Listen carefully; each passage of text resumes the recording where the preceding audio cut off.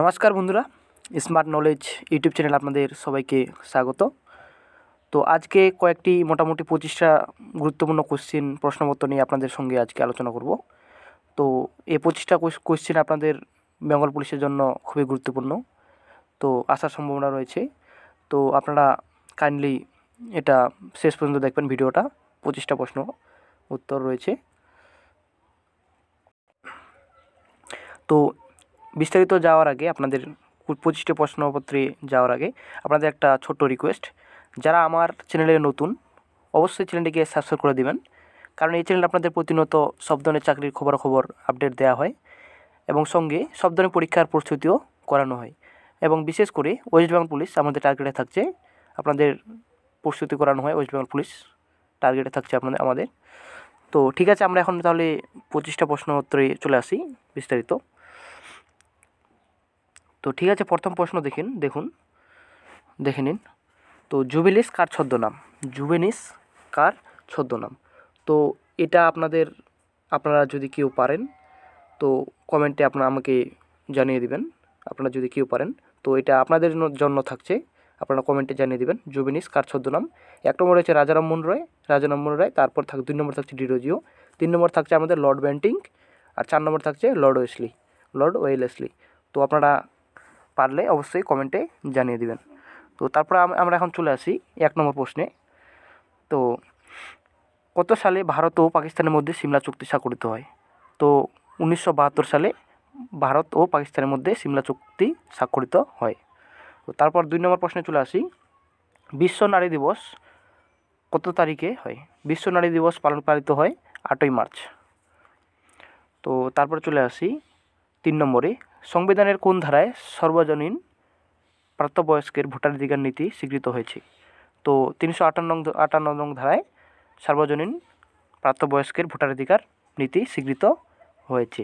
তো 4 নম্বরে চলে আসি, তো ভারতীয় সংবিধান অবনৈতিক ও বাধ্যতামূলক শিক্ষা প্রদান করেছে কত বছর বয়স্ক নাগরিকদের জন্য? তো এর উত্তর হচ্ছে 6 থেকে 14 বছরের জন্য ভারতীয় সংবিধান অবনৈতিক ও বাধ্যতামূলক শিক্ষা প্রদান করেছে বয়স্ক নাগরিকদের জন্য। তো তারপর 5 নম্বর প্রশ্নে চলে আসি, তো ভারত তার নির্দেশমূলক নীতির ধারণা কোন সংবিধান থেকে গ্রহণ করেছে?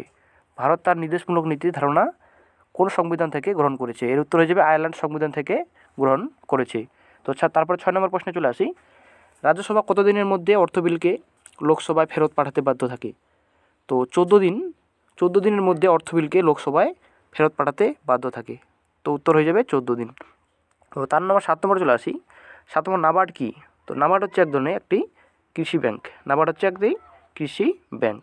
তো 8 নম্বর প্রশ্নে চলে আসি, ভারতীয় সংবিধানের কোন ধারায় জম্মু কাশ্মীরকে বিশেষ মর্যাদা দেওয়া হয়েছে?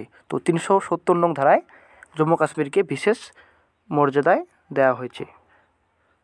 তো 9 নম্বর প্রশ্নে চলে আসি, তো স্থির আয়তনে উষ্ণতা বৃদ্ধিতে গ্যাসের চাপের কী রূপ পরিবর্তন হয়? তো 9 নম্বর প্রশ্ন, স্থির আয়তনে উষ্ণতা বৃদ্ধিতে গ্যাসের চাপের কী রূপ পরিবর্তন হয়? তো চাপ বাড়ি। তো 10 নম্বর প্রশ্নে চলে আসি, পর্যায় সারণীতে পর্যায়ের সংখ্যা কত? পর্যায় সারণীতে পর্যায়ের সংখ্যা 7। তো 11 নম্বর প্রশ্নে চলে আসি, গজগামিনী চলচ্চিত্রের পরিচালক কে ছিলেন? গজগামিনী চলচ্চিত্রের পরিচালক ছিলেন বাসু ভট্টাচার্য। তো তারপর 11 নম্বর প্রশ্নে চলে আসি, ভগবানের নিপীড়ন যন্ত্র বলে নিজেকে কে অভিহিত করেছিলেন? তো ভগবানের নিপীড়ন যন্ত্র হিসেবে নিজেকে চেঙ্গিস খাঁ অভিহিত করেছিলেন। তো 13 নম্বর প্রশ্নে চলে আসি, তো কোন দেশের জীবিকা মাছ ধরা? তো এর উত্তর হয়ে যাবে জাপান হচ্ছে মাছ ধরা জীবিকা। তো তারপর আমরা 14 নম্বর প্রশ্নে চলে আসি, তো কোন দেশের পূর্বে নাম ছিল এরিয়ানা? কোন দেশের পূর্বে নাম ছিল এরিয়ানা? তো আফগানিস্তান পূর্বে নাম ছিল এরিয়ানা। তো তারপর 15 নম্বর প্রশ্নে চলে আসি, ছন্দের জাদুকর উপাধিটি কার? তো ছন্দের জাদুকর উপাধিটি সত্যেন্দ্রনাথ দত্তের। তো তারপর 16 নম্বর প্রশ্নে চলে আসি, অজ্ঞ থাকার চেয়ে জন্ম না নেওয়াই ভালো।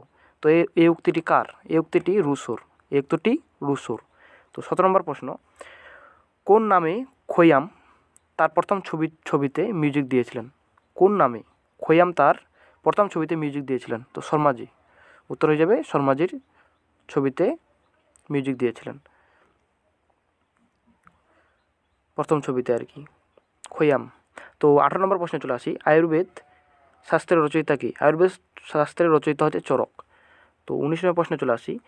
ভারতের ইতিহাসে প্রথম এবং শেষ মহিলা সুলতান কে? ভারতের ইতিহাসে প্রথম এবং শেষ মহিলা সুলতান হচ্ছে বেগম বা সুলতানা রাজিয়া। তো 20 নম্বর প্রশ্নে চলে আসি। ভারতের জাতীয় ফিল্ম অর্কাইড কোথায় অবস্থিত? ভারতের জাতীয় ফিল্ম অর্কাইড অবস্থিত মুম্বাইতে। তো 21 নম্বর প্রশ্ন। আন্তর্জাতিক বাজারে ভারতের সর্বাধিক চাহিদার সামগ্রী কি? তো আন্তর্জাতিক বাজারে ভারতের সর্বাধিক চাহিদা সবথেকে ধান। তো 22 নম্বর প্রশ্নে চলে আসি। তো ইরানের জাতীয় প্রতীক, তারপর ইরানের জাতীয় প্রতীক কী? ইরানের জাতীয় প্রতীক সিংহ। 1 নম্বর থাকছে সিংহ, 2 নম্বর থাকছে সূর্য, 3 নম্বর থাকছে সিংহ ও সূর্য, 4 নম্বর থাকছে ময়ূর। তো এর সঠিক উত্তর হয়ে যাবে সিংহ ও সূর্য।